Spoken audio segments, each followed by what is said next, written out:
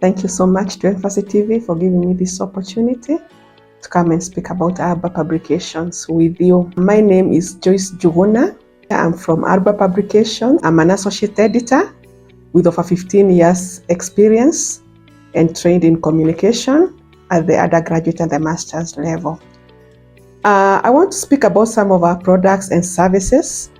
We have Kenyanized the praying series, and we have the praying woman, the praying wife, the praying parent, the praying husband, the praying teen, and the praying kid.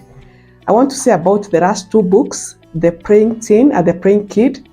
They have been approved by the KICD. And so these are books that can be taught or read at religious studies in the primary and secondary schools in Kenya. Now, what we do, our theme is caring for you and your family in the publishing industry. And we are Christian aligned, like you have heard me talking about the books. And what we do is that we want to bring content that can be read by the whole family. We've had cases sometimes in the past when a father is reading a book or a mother, she closes the page when the child comes in. But the mission of our company is that we want to publish books that can be read by the whole family. And as an editor, I can speak about some of the books that I myself have edited. And I'll begin with the making of the Kenya Vision 2030 by Dr. Sabili, who is a former PS for planning.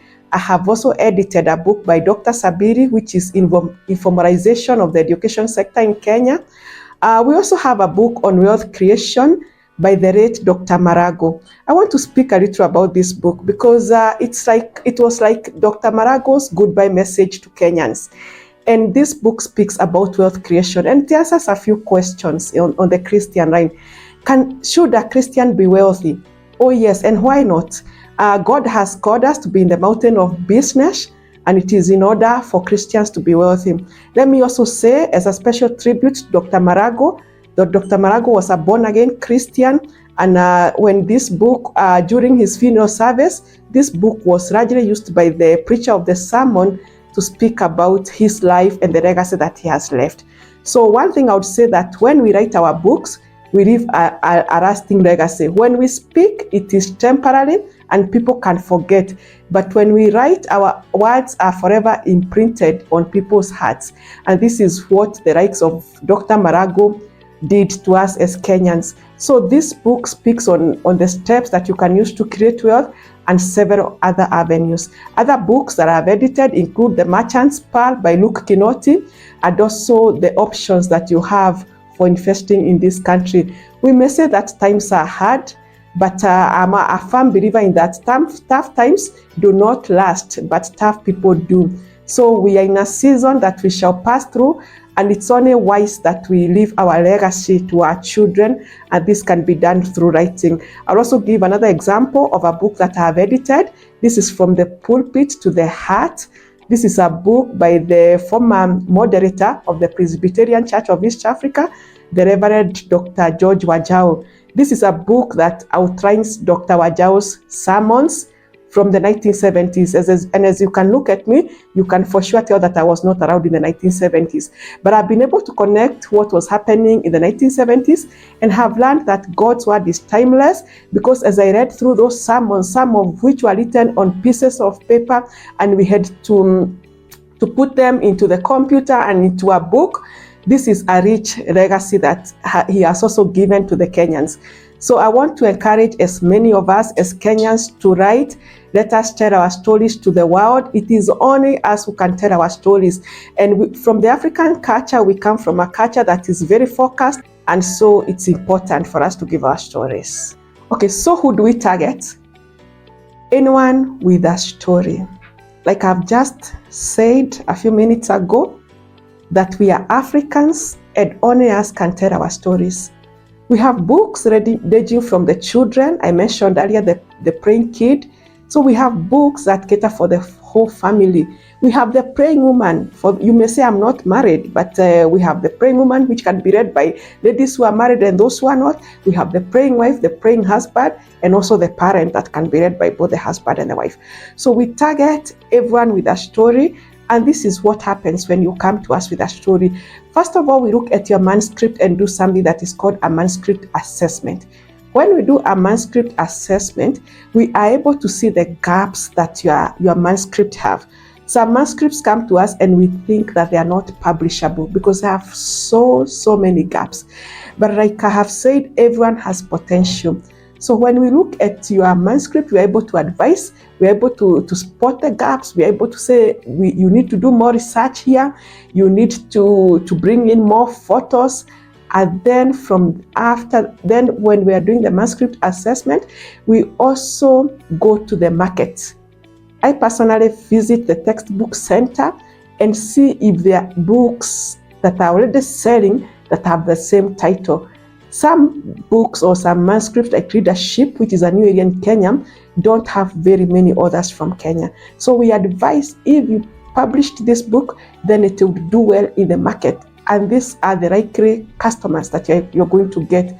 So those are the people that we target. So if you have a manuscript, please bring it to us. Some people I meet also tell me, I have never written, but I have something in the head. So if you are one of those people that have a manuscript in your head, you have written a book in the head, you have published it, please feel free to get in touch with us, bring your manuscript, and we are going to go through it. We are going to give you the review, then we are going to go through the editing process. After we are done with the editing, then we design your book in the way that you like it, and then we go to the step that is called printing, and then we publish your book, and your book is ready for launch and into the market and into the world.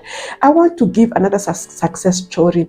The day we launched From the Pulpit to the Heart by the Reverend Dr. Wajau, his son was flying out to America the same night, and he ordered 80 copies to the Princeton University. Now, those of you who are in the education system know that the former First Lady of the America, Michelle Obama, is an alumni of Princeton University. And it was with joy from my heart that as an editor of this book, that my writing has gone into the world and the book is talked in a library in the US. And that gives us fulfillment, that your book can travel in places that you may never be able to travel yourself. Because if your book is selling in America, like now in this era of online marketing and reading, your book can be selling in all the states of America, where you are just seated here in Kenya like I am today, but my book is still selling. So publish, don't wonder who is going to be a target audience. People will read, people like reading, and especially there's another part of the world, when you say that you are an author, people ask, please give me a card, and they value reading. And let's also encourage our fellow Africans to read, because there's a saying that says, if you want to hide something from an African, hide it in a book. Please let the world not see us as ignorant. Let us reason at their level, so that when we go to the negotiating table with our other brothers and colleagues from the global north and south, we are able to negotiate at the same level. So like I've mentioned, the success story from the Reverend Dr. Wajau and the late Dr. Ken Marago. And I will say that it is like Dr. Ken Marago was being rushed, because we wrote this book within a year, and it was published within the same year that the Lord called him home. And so, like I've said also, anyone from a child, we have children's stories, we have teenage stories, and we have the elderly stories. Anyone from a child to the old people or senior citizens in our society can benefit from our book. And so this afternoon, I'll challenge you, could you have been scared of writing? Please pick your pen, start writing, let your story be known to the world. And you don't know that God could be using you as a source of healing to somebody. You could have gone through a painful experience, or even God could be using you this afternoon to encourage somebody to even begin a business like Dr. Marago did, or even to venture out into the unknown. So you don't know what you can do by your writing and who your writing is going to impact. Now, we have offers this afternoon. The first 15 people to call me on my number, I will deliver you a book and give you a 15% discount. So where can you find me? I am mostly online, but you can have my number.